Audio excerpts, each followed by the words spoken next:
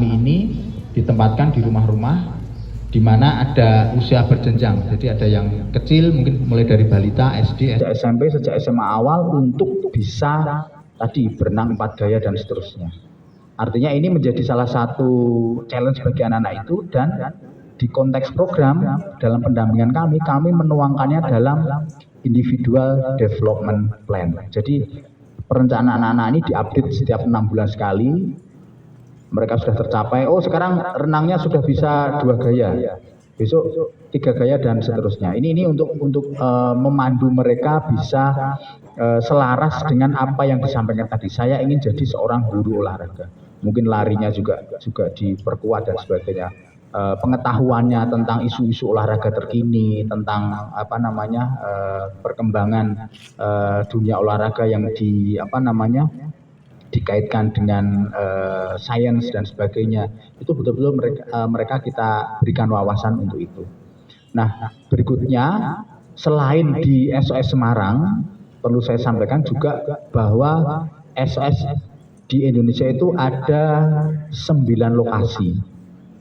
Jadi ada di Sumatera itu ada 3 ya, ada di Meulaboh, Banda Aceh, kemudian di Medan. Kemudian kalau di Jawa itu ada di Jakarta, ada di Lembang, Bandung, di Semarang, dan di Jogja. Kemudian kalau di Flores ada 1, di Bali ada 1.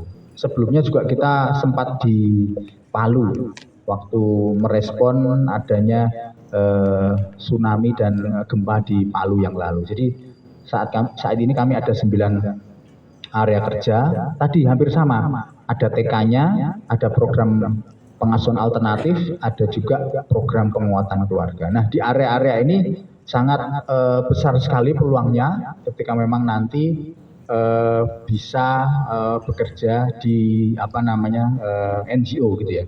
Dan selain SOS sendiri juga banyak NGO lain.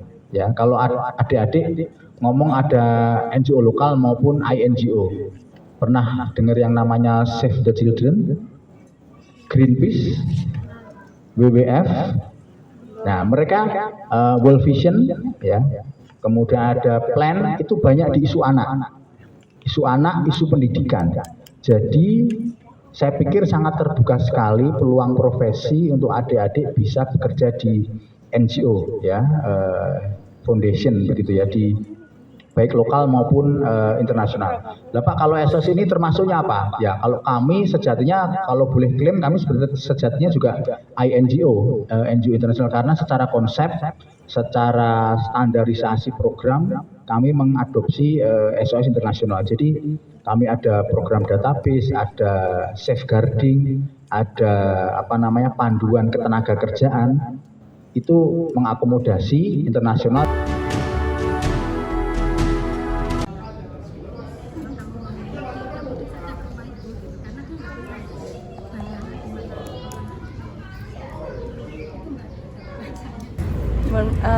Untuk anak-anak kan sudah seperti benar-benar menyatu, seperti jadi satu keluarga gitu. Untuk mohon maaf, untuk kakak sendiri itu ikutnya dokumen. Saya kepala keluarga, makanya kakak saya sampai 2 lembar. Oh, berarti kakaknya ikut di sini ya, karena semua yang mengurus kakak saya.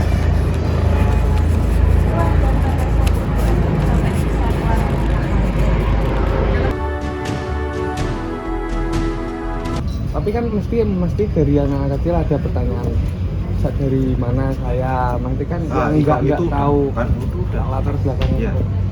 Jadi proses anak pelan-pelan mau ke remaja itu kita pelan-pelan mereka memberitahu ya Pak. Jadi yang karena hampir semuanya punya ya. Pokoknya paling enggak itu cuma saudara. Paling enggak itu cuma saudara. Itu saudara itu tentunya udah jadi tugas saya untuk bisa mempertemukan, paling enggak melalui telepon misalnya itu saudara, sehingga nanti pelan-pelan anak sambil istilahnya gini loh mas, ya anak kan masih di support SOS ya. Nah, sembari anak ini udah bersiap untuk mandiri, kita sudah ngobrol nih sama pihak keluarga. ini anak sudah mau mandiri, sudah sebentar lagi sudah disupport SOS, gimana nih keluarga mau support enggak? Nah, program anak sekarang adalah mempersiapkan mandiri. Anak harus punya kerja dan lain-lain. Sementara anak nanti mungkin bekerja sebulan 2 bulan belum bisa nyaman, terus resign keluar, mereka udah nggak bisa pulang ke SOS karena sudah mandiri. Nah, dari situ keluarga juga memberikan ide-ide, ya nanti kita bisa, anak bisa tinggal di rumah, sehingga proses anak keluar tuh nggak terus lunang-luntung, bingung ki meh balik tinggi satu kerja terus kuat kerja. Nah, tapi mereka masih bisa, mereka juga punya keluarga yang lalu keluarga orisinil ataupun saudara. Jadi ketika udah di asrama itu udah tugas saya, sehingga ketika yang di sini kecil-kecil liburan, anak-anak liburan sama ibu-ibu sama ibunya, yang di asrama udah pulang ke rumah masing-masing. Ya, yang muslim pas lebaran pulang, yang non muslim pas Natal mereka pulang. Jadi yang konsepnya remaja itu kayak gimana? Maksudnya kayak ya, kalau mereka masih bisa dengan keluarganya kok kenapa di SOS itu konsepnya? Ya memang sebenarnya SOS sih ya konsepnya untuk anak-anak yang berpotensi kehilangan pengasuh. Oh, Kan banyak ya. yang Dia mungkin secara finansial Ya. mencukupi tapi dia tidak punya peran seorang orang tua gitu. kalau itu di asesmen nggak masuk, Mas. Iya, secara asesmen nggak masuk karena secara materi ada ya, itu nggak masuk.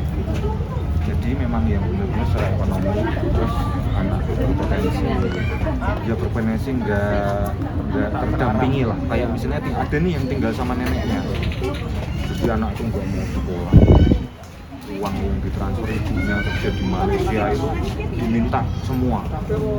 Jadi kalau mbaknya nggak mau ngasih, dia anaknya tuh marah-marah, tapi ya dikasih aja gitu terus gitu sampai anaknya tuh lulus SD sampai udah naik kelas 3. Artinya kan anak ini udah nggak terkontrol, nggak terdampingi kan, meskipun ibunya di Malaysia. Meskipun secara finansial masih oke.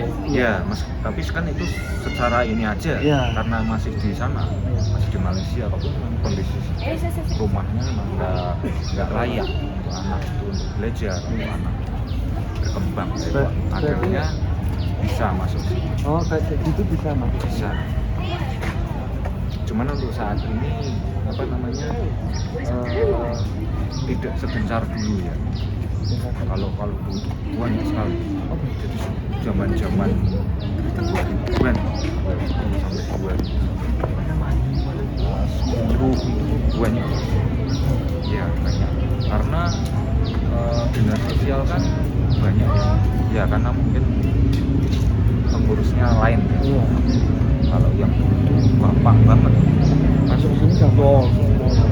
Berarti ini yang tahun-tahun ini agak diperketat seleksinya gitu. ya kayak misalnya dari dinas sosial ada undang-undangnya Ya, anak lantar tidak semena-mena masuk. dipelihara negara. Di dinas sosial tuh ada aja gitu nemu anak jaga yang nemu mereka yang masukin ke sini. Yang dinas sosialnya gitu. Iya, artinya ya menolong tapi tidak dari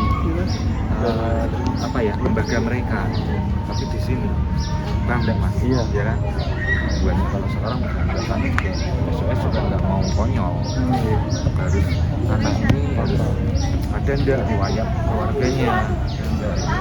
Nah kalau dari dinas sosial anak ini ya dinas kita ngambil anak nih dinas sosial gimana nih anak ini ada nggak sertifikasinya, ada nggak surat suratnya, ada nggak keluarga original, ada nggak surat. Iya benar. Dari kecil mereka tumbuh di sini kan. Walaupun anak saya yang di luar itu kalau lebaran ya datang, Mbak. Iya datang. Malah saya justru nggak mudik. Mudiknya setelah lebaran. Karena anak-anak pada datang. Iya.